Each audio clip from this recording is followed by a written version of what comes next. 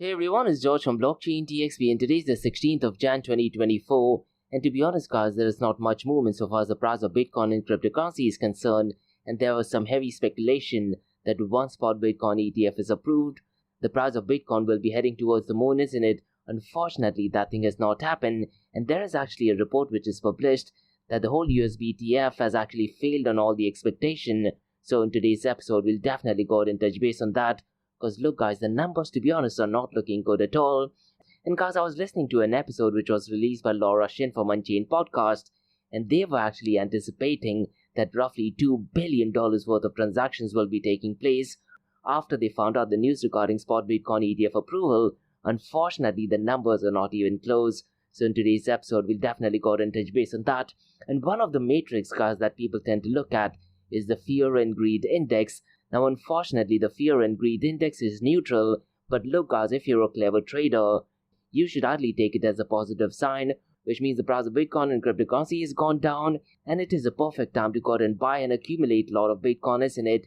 Now, I'm reading quite a lot of news, guys, that BlackRock has accumulated more than 10,000 Bitcoin, but to be honest, I really am not sure what the legitimacy to that is, but as and when I get more information, I definitely will go ahead and update that news. And to be honest guys, it is extremely possible that financial institutions and giants would want the price of Bitcoin to go down, and the answer is pretty simple. They want to go ahead and accumulate a lot of Bitcoin, isn't it? And as and when the price of Bitcoin reaches new all-time high, they will go ahead and dump a lot of the Bitcoin.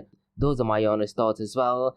Now in today's episode, I also want to touch base on some negative news surrounding Tether USDT and the United Nations. They have published a stock report to do with Tether USDT. Now mind you guys, that report does talk about quite a lot of other things, but I'll be focusing only on Tether USDT, and they're actually discussing how USDT has been used for money laundering, so I'll definitely go ahead and touch base on that. And to be honest guys, this is definitely not ideal, not just for Tether USDT, but for the global cryptocurrency market as well, isn't it? And there's also another report which has been published that talks about North Korea, where they have gone ahead and stolen $293 million, and that is to do with a notorious group called as Lazarus, so I'll definitely go ahead and touch base on that.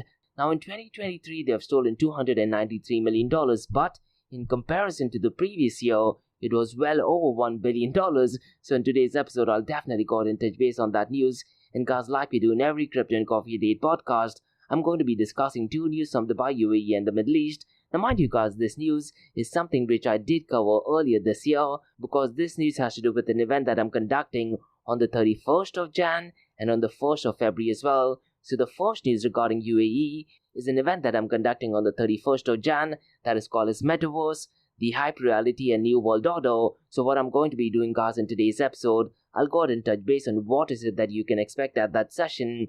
And guys, if you want to go ahead and sponsor any of these sessions, drop me an email to info@blockchaindxb.com. And the second news guys is an event that I'm conducting on the 1st of February that is to do with central bank digital currency, and the event is called as Central Bank Digital Currency, the Basics, Threats to Freedom and its Role in the Metaverse. So in today's episode, I'll go ahead and explain what is it that you can go ahead and expect from the session. Now look guys, these sessions are completely free of cost, so what you can do is you can go to eventbrite.com and just search for blockchaindxb.com, or you can drop me an email to info@blockchaindxb.com, or alternatively guys, if you go to the show notes below, you will find the registration link as well. So quite a lot to cover guys in today's episode, so let's kick start with it right away.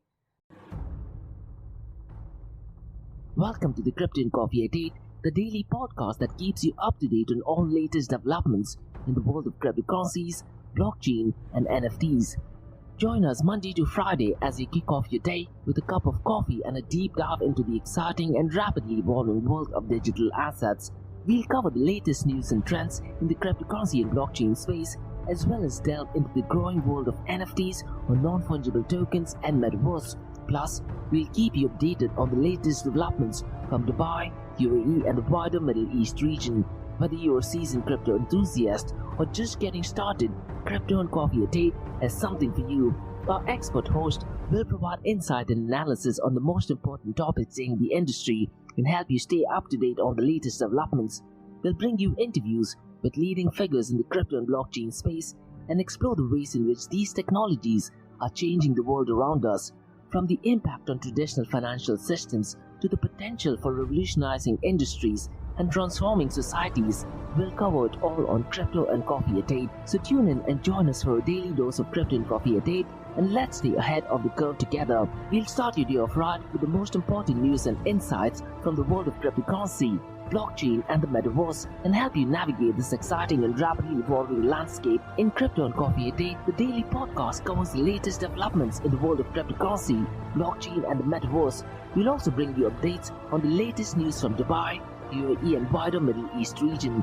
This also includes a range of topics such as developments in the local and blockchain industry, including new projects and initiatives, regulatory updates, and policies related to cryptocurrency and blockchain in the region, local and regional events and conferences focused on crypto and blockchain, interviews with leading figures in Dubai, UAE and Middle East crypto and blockchain community, coverage of any significant news or events related to cryptocurrency and blockchain in the region. By covering these local and regional developments, in addition to the wider world of cryptocurrency and blockchain, Crypto and Coffee at 8 aims to provide a comprehensive overview of the industry and its impact on the Dubai, UAE and Middle East region. Now before we kickstart today's episode, I have an important message, so check this out. Thank you to our sponsors for being part of the blockchain DXB journey. Firstly, Advanced Media. Advanced Media Guys is the largest distributor of professional video, photo, broadcast and cinematic equipment and accessories in the Middle East and MENA region. With over 2 decades of experience, Advanced Media is now the largest distributor in the Middle East, representing more than 100 recognizable brands, including brands such as Zeiss, DJI, Hasselblad, Red and Rode. As a matter of fact, guys, the very mic that I'm recording is being sponsored by Advanced Media as well, and Advanced Media has showrooms in Saudi Arabia and services as well. Looks like they're definitely taking the Middle East by storm. And here's the beautiful thing, guys, they're taking corporate social responsibility very seriously, and they're focusing on 3 P's, that is people, planet and prosperity. Now listen, guys, if you do want to find out more information regarding the statement of corporate social responsibility, check out the website, that is www.amt.tv. And here's the beautiful thing, guys, they also want to be a leader and set an example and reputation as a pioneer and member of the community.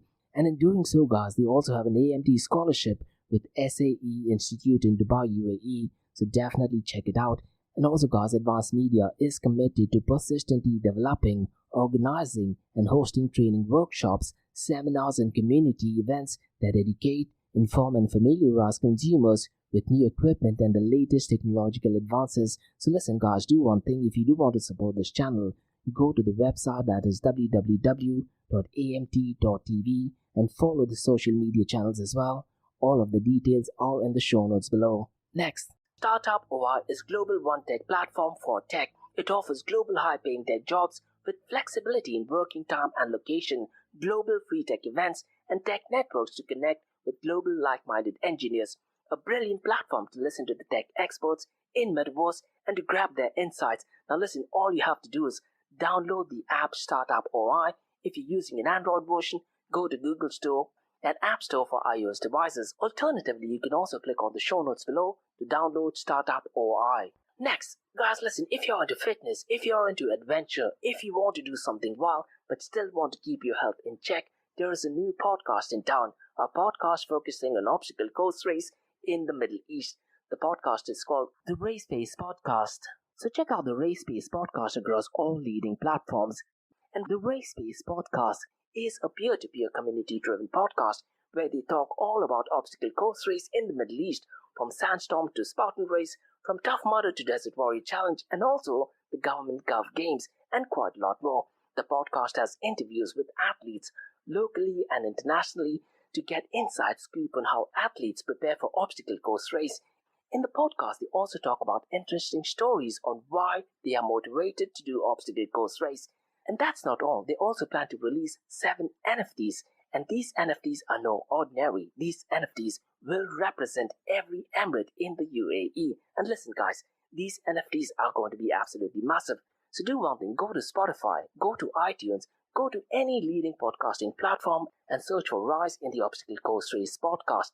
And finally, guys, not your keys, not your crypto. If you have dabbled with cryptocurrencies and now are seriously getting to protect your cryptocurrencies, there is no better way to protect it by using a hardware wallet. And this is where Ledger Wallet kicks in. and Ledger wallets are hardware cryptocurrency wallets made by Ledger, a company headquartered in Paris, France, and Ledger's hardware wallets are multi-currency wallets that are used to store private keys for cryptocurrencies offline. And Ledger offers two hardware wallets, the Ledger Nano and Ledger Nano X wallets. They are world-class experts with extensive crypto security backgrounds. They continuously look for vulnerabilities in Ledger products in a constant effort to improve the level of security. Now, in today's world, securing these digital assets is a critical challenge, and this is where Ledger kicks in. So click the link below to buy your hardware wallet and support this podcast. It is a brilliant way to support this podcast. So what are you waiting for? The link is in the show notes below. Now guys, since you've taken care of that, let's kickstart by looking at the global cryptocurrency market. Now as of today guys, the global cryptocurrency market has marginally pumped up since the last 24 hours. As a matter of fact, it is up by 0.68%, and the global cryptocurrency market is at $1.69 trillion, and the total cryptocurrency market volume guys is at $54.64 billion. And since the last 24 hours, it is marginally pumped up by 6.83%.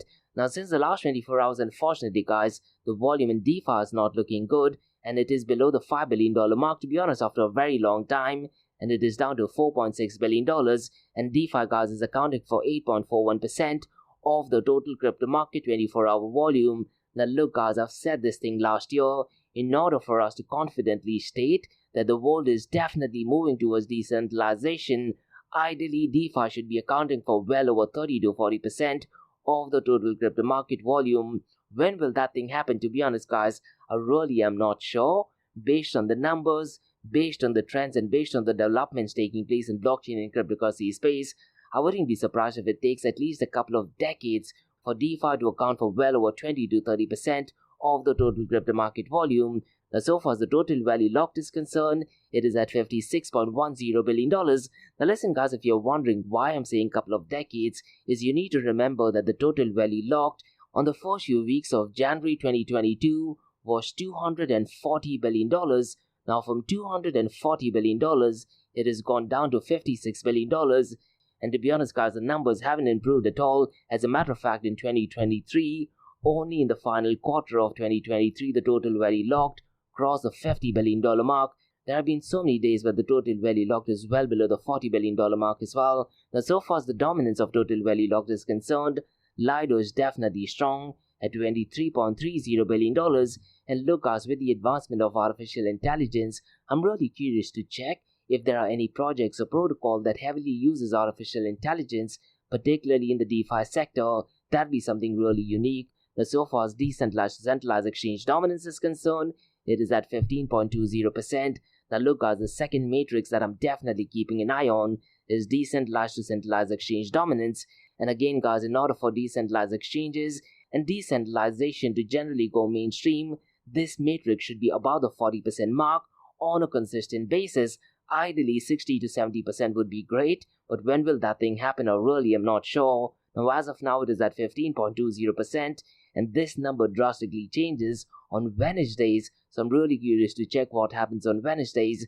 Now let me quickly run through the volume of decentralized exchanges guys, because Uniswap is leading the pack with $1.05 billion, PancakeSwap is at number 2nd with $581.23 million, Radium guys is at number 3rd with $297.81 million, and Core Finance at number 4th with $235.24 million, and finally guys, Orca at $189.76 million.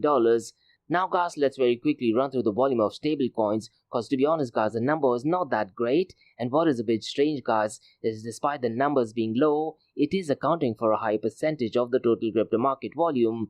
Now as of today guys, the volume of all stablecoins is at $50.85 billion, and stablecoins is accounting for 93.05% of the total crypto market 24-hour volume. And out of this $50.85 billion, Tether USDT is accounting for $39.91 billion, Circle USDC at $4.72 billion, and finally Tron USD guys, the volume has definitely picked up pace at $650 million. Now let's quickly run through the market cap, 24-hour trading volume and dominance, because to be honest guys, since the last 24 hours, the market cap of both Bitcoin and Ethereum has marginally pumped up. But if you look at the dominance guys, the dominance of Bitcoin has gone down and the dominance of Ethereum has actually pumped up. Because if you look at the dominance of Bitcoin guys now, it is down to 49.79%, whereas Ethereum is at 18.08%. Now, if you look at the market cap, guys, of Bitcoin, it is just pumped up by a few $1 billion, and as of today, it is at $838 billion, whereas Ethereum is at $303 billion. Now, the 24-hour trading volume, guys, of Bitcoin is not that great, and I'm really curious to check what happens this particular week, particularly so far as the 24-hour volume is concerned, and that will give us an idea if people are going ahead and buying a lot of the Bitcoin, isn't it? Now, as of today, 16th of January, the 24-hour trading volume of Bitcoin is $18.1 billion, whereas Ethereum is $8.5 billion. Now, in today's episode, guys, let me quickly run through a matrix that has to do with NFT earnings, and I'm looking at NFT earnings over their lifetime, and it's no surprise, guys, that Yuga Labs is number one, and if you look at its all-time NFT earnings, guys, it is at $567.18 million. The second one is Suzuki. The lifetime earnings is $126.91 million. The third one, guys, is VeeFriends by Gary Vee, and its earning is $122.15 million. The fourth one, guys, is CloneX x Takashi Murakami, and its earning is $119.02 million. And finally, guys, at number 5th is Proof Collective at $100.31 million. Now look, guys, if you actually combine all of these NFT earnings, it does look quite a lot, isn't it? Almost $1 billion, that is for the top 5 earnings, isn't it? Definitely a good number, to be honest. Now, guys, before we look at the king of all kings, that is Bitcoin, let me run through a protocol called as Bonk, because if you look at its ticker symbol, guys, and if you look at the image, it does resemble something similar to Dogecoin, and the ticker symbol for Bonk is BONK, that is B for Bravo, O for Orange, N for November, and K for Kite. And Bonk, guys, is a cryptocurrency built on Solana blockchain, known for its fast transaction processing and scalability. And Solana's unique features, guys, contributes to its efficiency, and as of January of 2023, the identity of Bonk's founders remain unknown. Now, here's something a bit different, guys, about this project. The project lacks a comprehensive white paper, but basic information is available on the official website, and Bonk, guys, distinguishes itself by distributing a significant portion, that is 50 trillion coins, to contributors maintaining the Solana blockchain. And airdrops, to be honest, has played a crucial role, leading to a substantial trading and a remarkable 2,000 growth in just 1 week post-listing on major cryptocurrency exchanges. Now listen, guys, if you have given 50 trillion coins to the contributors of Solana blockchain, that is something really notorious, and it does look like some heavy centralization protocol, and I'm pretty much sure it does look like some rug pull. Now, so far as the tokenomics is concerned, Bonk's total supply is 100 trillion coins, with 50% distributed through airdrops to Solana users, including artists, creators, and active community members, and the remaining supply is allocated to various purposes like team development, marketing, liquidity, Bonk DAO, early contributors, NFT collections, and quite a lot more. And so far as the circulating supply is concerned, as of January of 2023, there are 56 trillion Bonk tokens in circulation, and the distribution model, guys, aims to involve a broad community in the project's growth. And so far as the security mechanism is concerned, because Bonk is based on Solana blockchain, they utilize a combination of proof of history and proof of stake consensus mechanism, and because they are using a mixture of 2 consensus mechanisms, the combination of both enhances the network's throughput and scalability, making Solana one of the fastest and most high-performing blockchain available. With 200 distinct nodes, Solana can now process 50,000 transactions per second. So essentially, guys, so far as Bonk is concerned, they leverage the advanced features of Solana blockchain to create a unique system with a focus on community involvement and growth, and the airdrop strategy and integration into popular exchanges have contributed to its rapid adoption and trading activity, isn't it? So it looks like definitely positive news. Now, guys, let's look at the king of all kings, that is Bitcoin. And to be honest, guys, there's not much movement so far as the price of Bitcoin is concerned, because since the last 24 hours, it is marginally up by 0.39%, and as of today, it is at $42,820. Now listen, guys, if you look at the price of Bitcoin over 7 days, it is actually down by 8.25%, and this is after the US Security and Exchange Commission approved the US spot Bitcoin ETF, isn't it? And to be honest, guys, if you've been in the cryptocurrency space, you should know whenever there is a massive event, the hype often builds down, and when the event does actually take place, the price of Bitcoin in the global cryptocurrency market most often tends to dump down.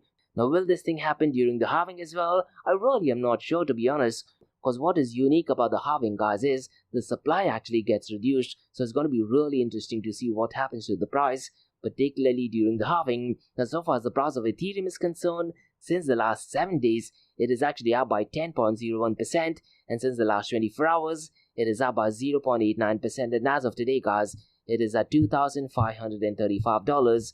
Binance BNB coin is at number 3rd, and the price is $315. Now, since the last 24 hours, unfortunately, it is marginally down by 0.16%, but since the last 7 days, it is up by 4.54%. Now, look, guys, ever since the US spot Bitcoin ETF has been approved, I'm seeing so many posts via LinkedIn, but unfortunately, guys, the US Bitcoin ETF failed to live up to its expectation.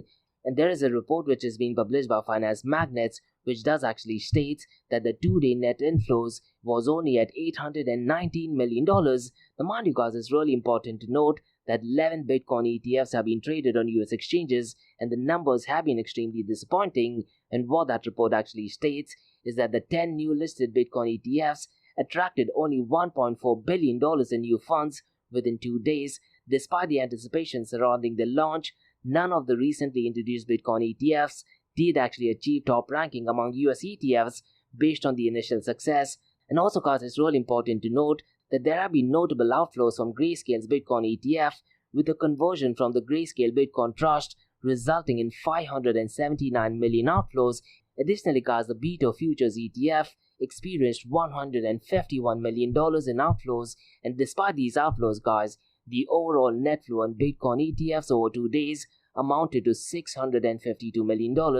Now, it's worth noting that the net spot Bitcoin ETF inflows specifically were only $819 million during this time frame. And guys, at the beginning of the episode, I was talking about an episode which was released by Unchained, and they were actually anticipating that transaction would actually cross $2 billion mark. Unfortunately, guys, the numbers are not looking good. But listen, guys, JP Morgan does actually anticipate substantial influx of capital from cryptocurrency products into newly established spot Bitcoin ETFs, and they have actually published a report.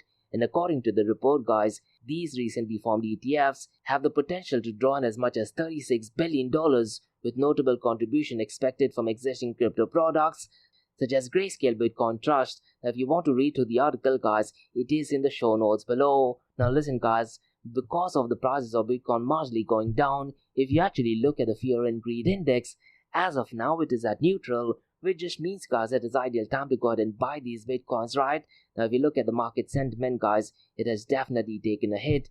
And I'm looking at the market cap, guys, via Coin Market Cap, and it does say neutral. Even in CoinGlass, it says neutral. Even in alternative.me, it says neutral. Now, mind you, guys, when it says neutral, there is also a number associated with that. Now, what I'd really recommend you to do is go to alternative.me, and if you actually scroll to the bottom of the page, it does give you different reasoning as to why they have given that score. Now, listen, guys, I wouldn't be surprised by Tuesday or Wednesday, it could either go to greed or it could go to fear, depending on the transactions taking place. And that is one of the reasons why it's really important to check the 24-hour volume of Bitcoin and Ethereum. And as I mentioned earlier, guys, at the beginning of the episode, Bitcoin's dominance is slowly going down, whereas Ethereum's dominance is marginally picking up pace. Now, guys, let's discuss some unfortunate news, and that is regarding a report which is published by United Nations that is actually warning that Tether USDT is increasingly being favored by money launderers. And what that report actually states, that digital currency is the heart of scams including fake romance frauds known as pig butchering. Now, the report is in the show notes below, and the report actually states that online gaming platforms, especially those that are operating illegally, have emerged as among the most popular vehicles for cryptocurrency-based money launderers, particularly for those using Tether USDT on the Tron blockchain. And guys, listen, if you look at transactions taking place in Tron blockchain, particularly in USDT, it is extremely high. And what that report actually states is that USDT on Tron blockchain are definitely being used for rapidly growing illicit digital economy, and they're focusing on regional cybersecurity fraud as well, so definitely not ideal. And guys, what that report actually states, so far as pig butchering is concerned, using this method, funds are paid into online gambling platform for an affiliate agent who may be part of a money laundering network and arranges the transfers of in-game points online through some combination of identifiable or anonymous accounts, and they are either cashed out or placed in bets often in collusion with affiliates, and once the money is in the gambling account, it is paid out in desired currency and jurisdiction, and this can effectively be given legal status and integrated into formal financial system and economy. And the report, guys, also states that between September of 2022 and September of 2023, a recent fund audit of USDT-based transactions by one independent blockchain data analysis company found transactions totaling 17.07 billion USDT connected to underground currency exchanges, illegal commodity trades, unlawful collections and payment processes, and various criminal activities. Definitely not ideal. And guys, law enforcement and financial intelligence authorities in East and South Asia have also reported USDT among the most popular cryptocurrencies used by organized crime groups, surging a volume of cyberfraud, money laundering, and underground banking related case. This, guys, to be honest, is definitely not ideal. Now look, guys, one of the biggest black swan event in the cryptocurrency space might just be Tether USDT, but I'm really hoping that Tether USDT definitely does not go belly up, because to be honest, guys, if that thing happens, it is going to be absolutely catastrophic. Now, so far as this news is concerned, guys, you also need to remember in November of 2023, an investigation led by the US State Department of Justice in collaboration with cryptocurrency exchange OKX and Tether led to the voluntary freezing of $220 million in USDT, which was connected to a South Asian-based human trafficking and pig butchering cyber fraud ring. And in connection to the investigation, guys, the Department of Justice also seized $9 million in USDT, with investigations tracking victim deposits that were laundered through chain hopping using several cryptocurrencies. So definitely not an ideal report, but at the same time, guys, this report is published by United Nations, so definitely crucial information, to be honest. Now, guys, let me very briefly touch base on some news that has to do with Lazarus Group, which is a notorious hacking group from North Korea. And there is an article which is published by DL News that states that Lazarus Group ravaged the crypto world in 2023 with at least $293 million in stolen funds, and these were attributed to North Korean cybercrime. Now listen, guys, you need to remember, 223 is absolutely a huge amount, but it was a fraction of what it nabbed in 2022, staggering at $1.7 billion. Definitely not ideal, isn't it? So those were the news, guys, on the cryptocurrency and blockchain world. Now let's look at two news from Dubai, UAE, and the Middle East. And both the news, guys, has to do with an event that I'm conducting. One is on the 31st of Jan, and the second one is on the 1st of February.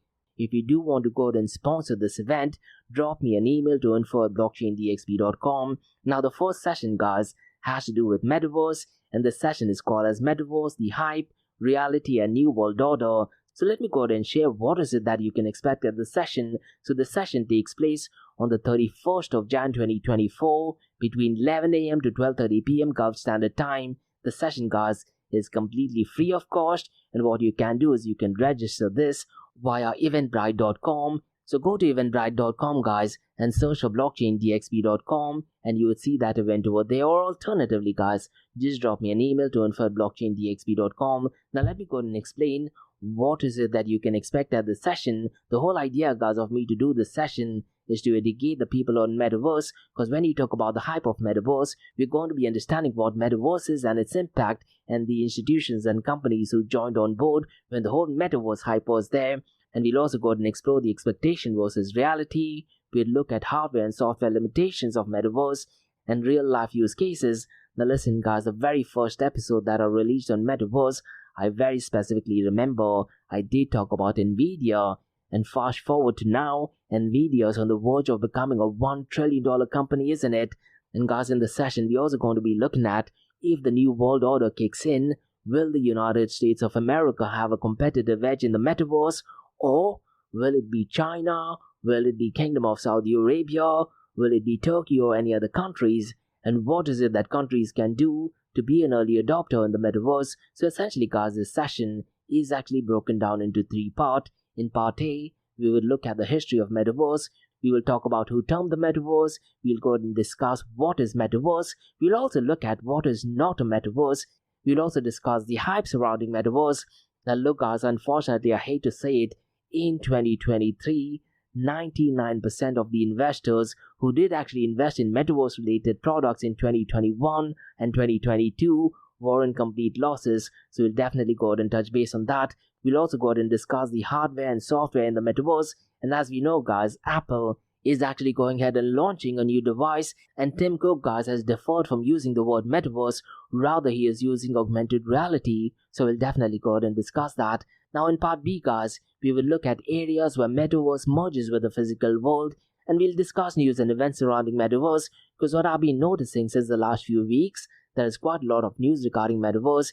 And listen, guys, in Dubai, a lot of the government organizations and entities are actively taking part in metaverse, so we'll definitely go and explore that. And in part B, guys, we'll also discuss where does blockchain fit into the metaverse. Now, I'm a massive advocate of blockchain, guys, but unfortunately, I don't think blockchain now will be an ideal fit in the metaverse, because when you talk about metaverse, it is all about the user experiences in it. And when you look at user experience, let's say in Bitcoin or cryptocurrency, it is absolutely abhorrent, going back to 1980s. And when you talk about metaverse, the new user experience has to be 10 times better than what we are currently experiencing, and can a centralized entity, nothing connected with blockchain, offer that experience? We'll definitely go ahead and discuss that. And in that episode, guys, we'll also discuss what are some of the cryptocurrency or tokens associated with metaverse. We'll discuss the top 5 metaverse platforms. We'll discuss the limitations of these platforms as well. And we'll go ahead and discuss the role of NFTs and artificial intelligence in metaverse.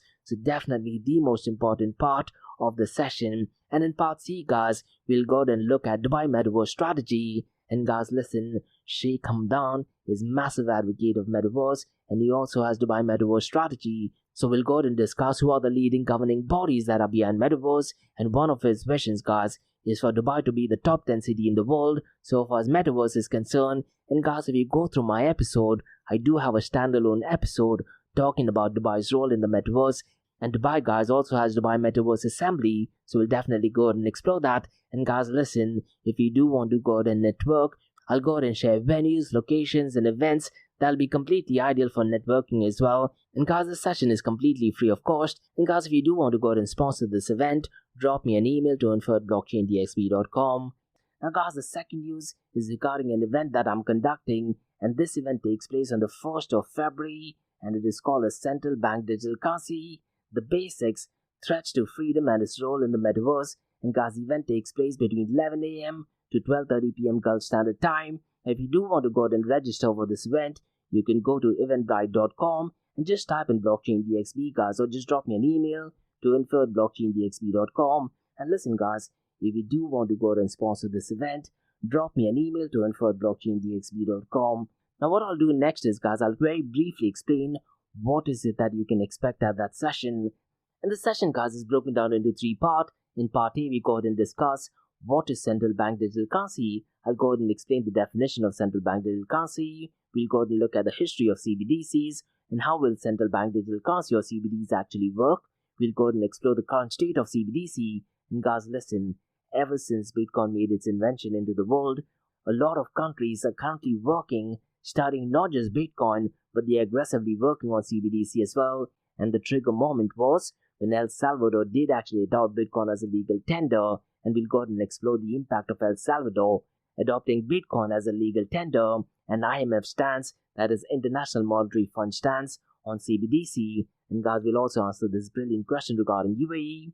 When will UAE go ahead and launch its CBDC? Now, just at the outset, guys, you need to know that UAE is already part of a MCBDC or multiple CBDC, so I'll definitely go and give out more detailed information on that.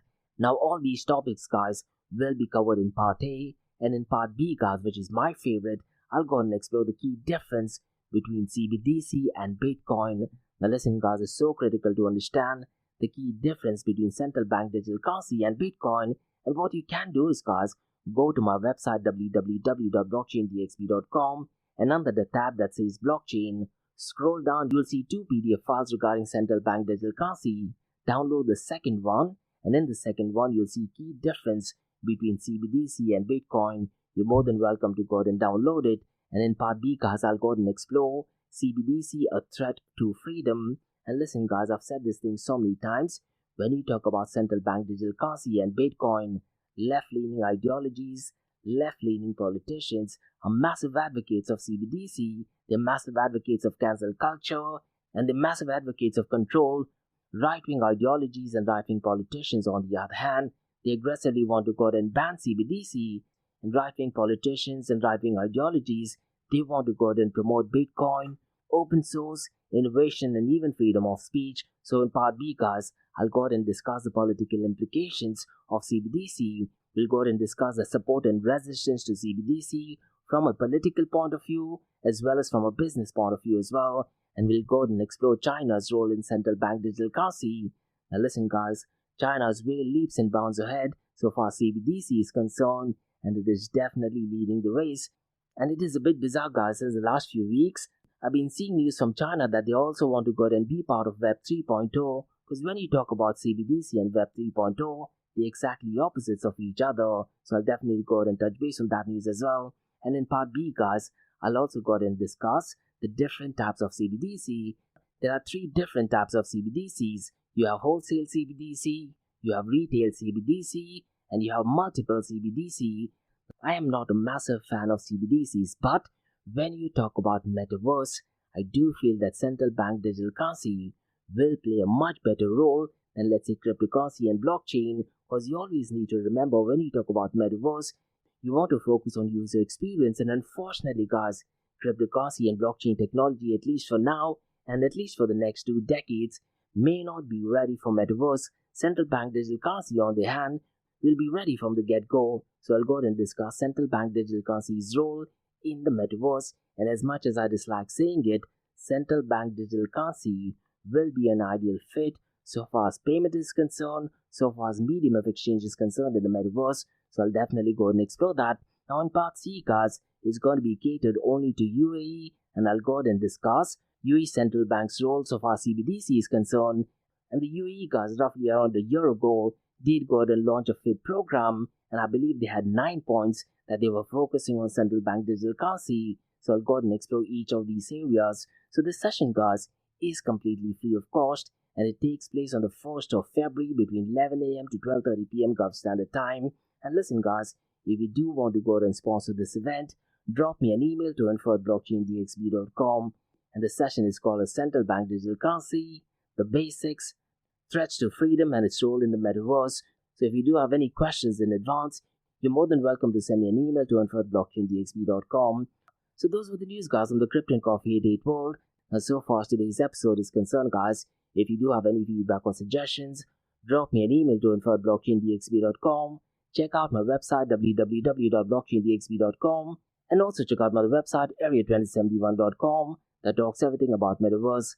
And guys, if you like listening to this podcast, please click on the follow button, give it a 5-star rating, and share the word across. Now for the next few minutes is going to be an Ask Me Anything series where you listeners can ask any questions regarding Bitcoin, blockchain, beyond blockchain, cryptocurrencies, NFTs, DeFi, and metaverse. So let's kick start with the Ask Me Anything series.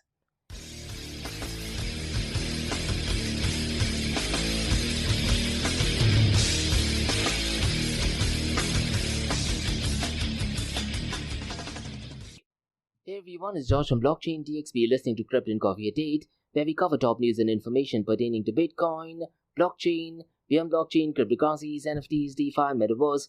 I have a question by Mark who asks, why do you feel there's no news in UAE about Web3 and blockchain, and what is it that is going on? To be honest, Mark, what I'm noticing is, right now, because the price is not moving so much, let's say in comparison to what happened in 2022, that's one of the reasons why I'm not seeing so many news pertaining to cryptocurrency and blockchain, particularly in Dubai and also in other Emirates. But at the same time, to be honest, Mark, I do see quite a lot of news regarding events, regarding meetups, regarding Telegram groups. Now, one of the reasons why I don't want to cover these news, to be honest, because I've attended several of these events, and to be honest, the quality of information is extremely poor. Now, if I do want to go ahead and cover these events, it is kind of like a free marketing for them. Now, I don't mind doing free marketing if I do feel that the project is legitimate and some authentic speakers are at this event, because listen, if I do that at the end of the day, people will actually go ahead and benefit by it, isn't it? So right now there are actually news, but these news, to be honest, are more to do with events, and the organizers are the ones only benefiting by it. They usually charge people to attend these events, they have sponsors who pay hefty amount, so the organizers are the ones who are actually benefiting by the event, not necessarily the attendees. And there are numerous such events, particularly in Dubai right now, and every second day. As a matter of fact, every day I can actually state there are at least 3 to 4 events in some of the top venues. But if you talk about the quality of information, it is not good at all. And that's one of the reasons why, Mark, I don't want to go ahead and cover that in my Crypto and Coffee Date podcast. Now listen, so far as cryptocurrency, blockchain, Web 3.0 is concerned, I hate to say it, over 90% of them are absolutely rubbish and they do not have any legitimacy to it as well. Based on my opinion, looks like a lot of the CTOs, CEOs and founders of these projects are just aware of what blockchain technology is and they just want to go ahead and use these terminologies. And unfortunately, to be honest, Mark, out of 10 projects, I can honestly say 9 of them do not even understand what blockchain protocol is. They don't really understand the pillars of open blockchain.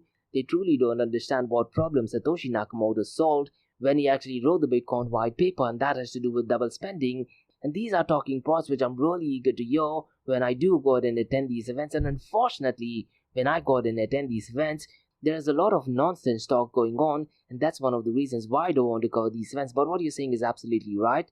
To be honest, in 2023, I'm not seeing quite a lot of news, particularly from Web 3.0, blockchain, or even Metaverse, to be honest. But in the world of artificial intelligence, I'm definitely seeing quite a lot of news. And one stark difference I'm noticing is, so far as artificial intelligence is concerned, there are definitely use cases which has already been implemented. Now, so far as Web3 blockchain is concerned, for almost a decade now, all the projects I've been looking at, they're just in the planning phase. And listen, this is what I'd want you to do, Mark, and also to our listeners. Name one decentralized app that you tend to use on a daily basis. Now, mind you, I'm not talking about DeFi app, that is Uniswap or Radium. I'm talking about a decentralized app, something similar to, let's say, Twitter, something similar to Instagram, that you tend to use on a daily basis.